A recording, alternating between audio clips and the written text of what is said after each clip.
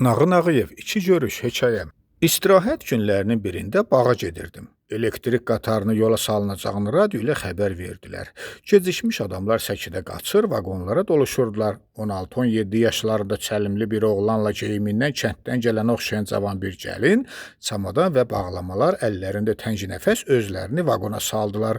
Oturanda biz bir bölməyə düşdük. Onlar əllərindəkiləri yerbəyer edir, tövşümüş halda danışırdılar. Gəlin hey deyirdi, ədə düzündür. İmran özü niyə qabağa gəlmədi? İraq, bəlkə xəstə zaddır, o boyuna qurban. Düzündür də. Oğlan kobud bir əda ilə sayınmaz yana cavab verdi. Kiri, sən atan görü, kiri. 50 dəfə deməyəcəyim ki, dedim ki, İmran işdə idi. Gecə növbəsində. Teleqramını axşam almışdı. Yataqxanada mənə yalvardı ki, qabağına mən çıxım. Axı o çatdıra bilməzdi. İşdən hələ indi gələyə gəlməyə. Mən də çıxdım, başa düşdün. Sən kənddə belə deyildin. Niyə bu cür zəhlətökən olmusan? İncimə qurban olum. Bacı ürəyidir, min cür şey gəlir. Yəni lap sağ salamatdır. Dedim də gedirik özü görəcəksən. Lap buz baltası kimi. Çox şükür, çox şükür. Gəlin sözü təkrar etməkdən qorxaraq daha soruşmadım.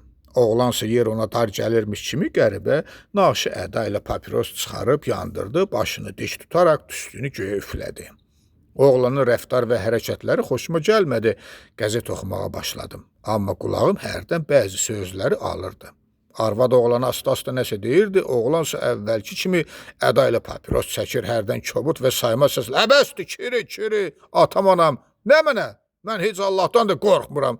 Sən öləsə, mənə yaxın düşəni diri-diri yeyərəm. Qaldı ki, indicə dediklərin. Ha, nə də ana, hər özünə deyirdi. Daha doğrusu demirdi, bağırırdım.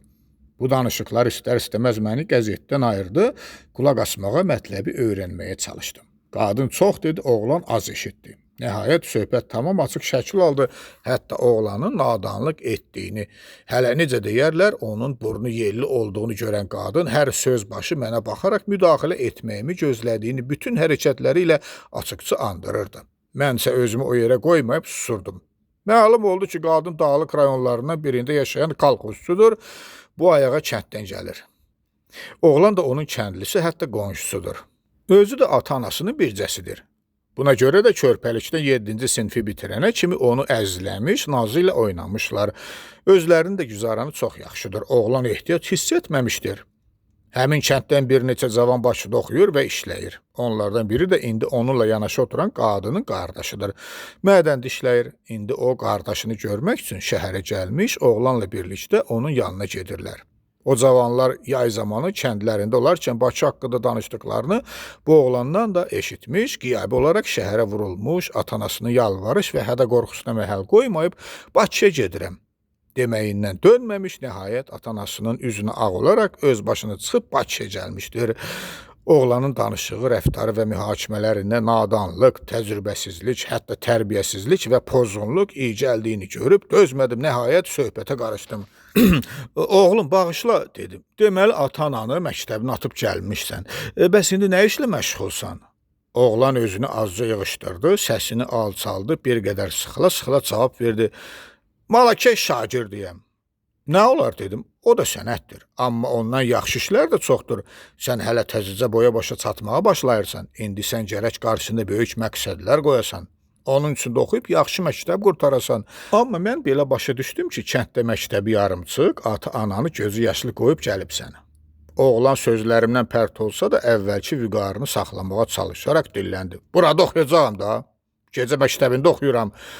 Mən acı istehza ilə onun cavabını təkrar etdim. Oxuyuram. Haçan.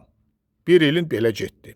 Dərsdən bir müddət də aralansan, atana, anana yazacaqsan ki, hələ küçələri gəzib lotuluq eləyirəm. Qadın dilləndi. Onlara məktub yazmır. Vay, bayaqdan söhbətinizi eşidirdim. Danışdıqlarına güclə dözürdüm. O nə dildir? Bu nə yoldur düşürsən? Bayaqdan bəri yalvarıb yaxaran qadının üzü gül kimi açılmağa başladı. Dediklərim onun ürəyincə idi. Bu onun hərəkətlərindən, ara-sıra dediyi sözlərindən də görünürdü. Gözləri mənim ağzımda, oğlanın üzündə dolanırdı. Mənsə bir neçə sözdən sonra sustum. Doğrusu bayaqçı davakar, çobud danışdıqlarını eşitdiyim üçün üzümə qayıdıb nalayıq cavab verəcəyindən ehtiyat edirdim. Oğlansa biraz əvvəlki məğrur lovğa başını indi aşağı sallayıb susurdu. Dodaqlarını dişləyib hərdən altdan gəlinə qeyzlə baxırdı. Görünür, ona niyə sözü bu yerə yetirdin demək istəyirdi. Əlindəki yarımçıq papirosunu əzişdirirdi. Elə bil gəlinə qarşı üsyana, hücuma hazırlaşır, məndən çəkindiyi, utandığı üçün hələlik susurdu. Gəlin isə gah ona, gah da mənə baxıb işarələrlə məni danışmağa, şübhəsiz ki, oğlanı danlamağa təhrik edirdi.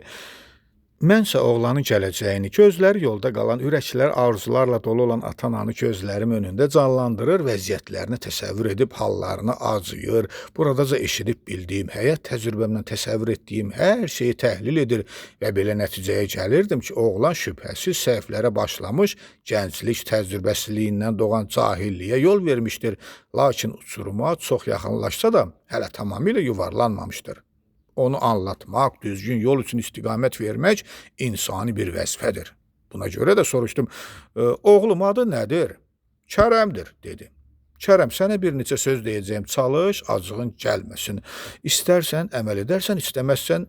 Mən hər şeyin gənclikdə qazanılmalı olduğundan başlayıb, həyatın yaxşı, pis cəhətlərini, bunların xüsusən hələ kamilləşməmiş yeniyetmələrə təsir göstərməsini, İnsan öz həyatını necə puç etməyə qədər gedib çıxdığını dəlil və misallarla izah etdim. Gəlinin ehtiyat edib deyə bilmədiklərini mən ona ətraflı söylədim. Mən danışdıqca Kərəm rəng verib rəng alırdı. Hiss edirdim ki, ona təsir edə bilirəm, çünki mən danışdıqca və onun indiyə kimi keçirdiyi günlərdə baş verə biləcək hər şeyi təxmin edərək onlara toxunduqca o yerində ilan kimi qıvrılıb açılırdı. İndi açıqca görünürdü ki, oğlan gəlinə bayaqçı kimi acıqlanmır da, çünki bayaqçı qəzəbli baxışlar tamam yox olmuşdu. İndi o hirsindən yox, xəcalətindən boğulurdu. Bunu onun alnında, burnunun pərələrində parlayan tər danəciklərindən anlamaq çətin deyildi. Qatar mən düşəcəyim dayanacağa çatırdı. Odur ki, birdən qalxdım. Qalxdığımı görəndə gəlin də, hətta Kərəm də diksinən kimi oldular. Yoxsa düşürsünüz? Bəli, mən çatıram.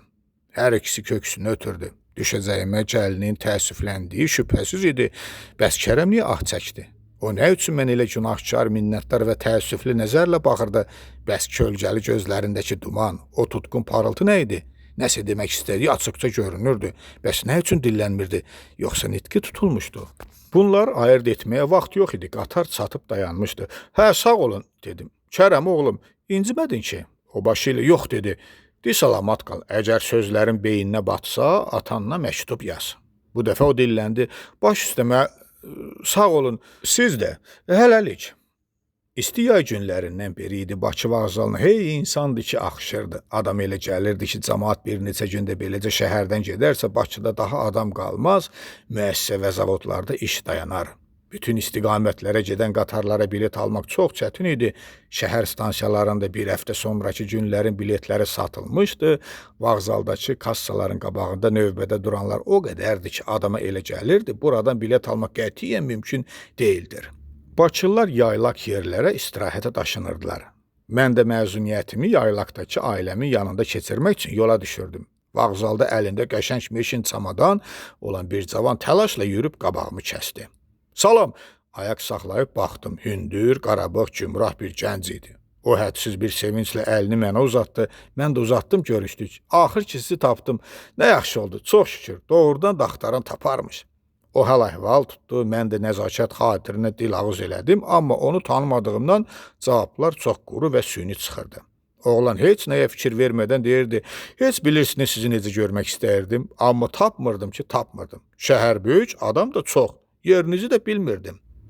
O danışır, mənsə əzab içində beynimi araşdırır, cavanı tanımağa çalışır, müvəffəq olmadıqda yaddaşımın tamam körlanmasını yəqin edib bədbinləşirdim. Hərəkət və baxışlarımdan münasib bir cavab verə bilmədiyimlə gənc onu tanımadığımı yəqin etdi. Deyəsən, məni tanımadınız. Belə hal nə pis olurmuş, dilim tutar tutmaz dedim. Doğrusu, valla zorla gülümsündüm. Yaddaşım oğlan gülə-gülə dedi. 8 il əvvəli yadınıza salın. 8? Yox, elə bir şey xatırlamıram. Bəlkə elektrik qatarında gedirdik, bir gəlinlə. Hə, yadıma düşdü, daha heç nə demə.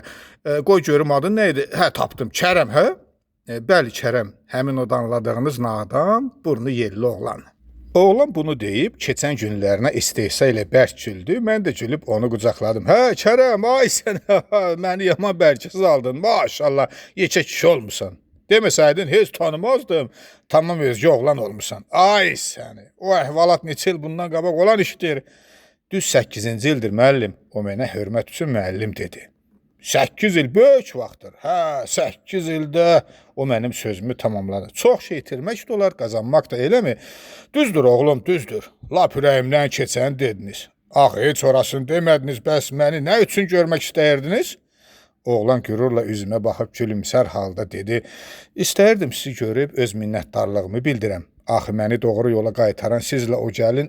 Ha, onda sənə yaman acıdım, yaman da danladım. Siz məni uçurumdan qaytardınız. Həmişə sizi yada salanda öz-özümə deyirəm. Zəhmət özümünsə, səbəbkar o kişidir. Xeyirxahlıq nə yaxşı şeymiş. Bəlkə də siz məni başa salmasaydınız. Yaxşı, o barədə bəsdir. O vaxt o sözləri sənə demək mənim insanlıq borcum idi. Bunu hər bir ağıl adam etməlidir. Sən sağ ol ki, nəsihətlərimi eşitmisən. Deyiləni anlamaq da hər oğulun işi deyil. Ha, Kərəm, bəs indi ara belə. Doğma kəndimizə ata-anamın yanına sizə söz verəndən sonra kəndə məktub yazıb onlardan üzr istədim. Sonra işləyə-işləyə orta məktəbi bitirib instituta daxil oldum. Bu ildə oranı qurtardım. İndi inşaat mühəndisiyəm, rayonumuza təyinat almışım. Gedirəm. Mən öz balam kimi onu alnından öpüb təbrik etdim. Çiyinlərindən tutub silkə-silkə dedim. Əhsən Kərəm, əhsən, məni çox sevindirdin. Kaş bütün cavanlarımız beləcə düşünələr. Əgər səsim çatsa, bütün cavanları özümü tutub deyərəm. Bax, belə olun. Kərəm də mənimlə yarışır kimi səsini qaldırdı. Mən də qışqırıram ki, ey yeni yetmələr, şəhərə gələndə mənim səhvlərimi təkrar etməyin.